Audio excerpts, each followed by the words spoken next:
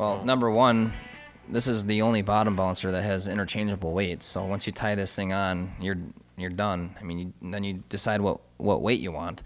So the weights come, I think, from half ounce To 2 all the way to ounces. 4 ounces. I have 4 ounce weights. Yeah. The bigger sizes, yep. But I mean, how many times have we been out using bottom bouncers and the wind picks up and now we have to throw in a bigger weight, and then all of a sudden the wind dies, and instead of having to retie, you can quickly just slip on another Absolutely. sinker. It's super easy. There is other changeable bottom bouncers out there, but a lot of times they get hung up and they lose the weights, But this, when you lock it in, once you lock this in on this little loop here, and then Yep. slide the peg in there, lock it in there, it's not coming off. Yeah, and it can't turn. It can't do nothing. I've It's locked fished in. bottom bouncers. I don't know how many times. I've never, not once, lost a weight.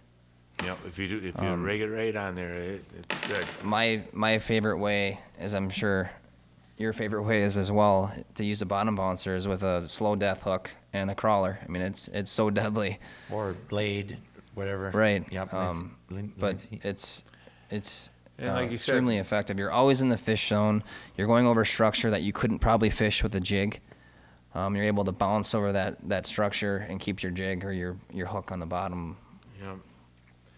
What I like about it is the fact that, like you said, if you're done fishing for the day and you can pull the weight off and leave the thing right on your pole, it's not sitting there banging and especially if you're using 2-3 ounce weights. Right. It's not Oh. slapping on your rod and That's stuff. easy to Just put pull away. it off Yep. and throw it in the box.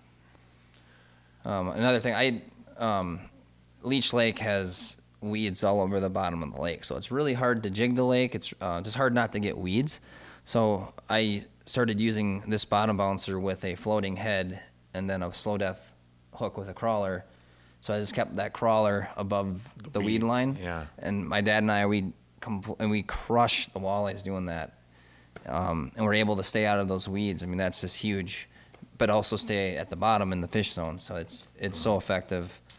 One of my favorite ways to fish. It's just fun, feeling that bite with the bottom bouncer. It's great. Once you get the technique down, it's an awesome way of covering some ground, especially when the fish ain't biting and you don't want to locate some. something. You just put the bottom bouncer on and start. And you can use a crankbait to cover some water or whatever. But the one thing nice about a bottom bouncer, you can slow it down, cover some Yep. water, and if the fish are all scattered, you just got to use it all the time. But once we pass and we catch a couple fish in this area and come back, catch a couple more, all of a sudden it's like, hey, they're all kind of hanging off this point here. So then out comes, Well, another great time to use the bottom bouncer, of course, you get into heavy current or really windy conditions. I've, again, you fish these big lakes, you have to have tools to get down to the bottom, and this is it. I mean, you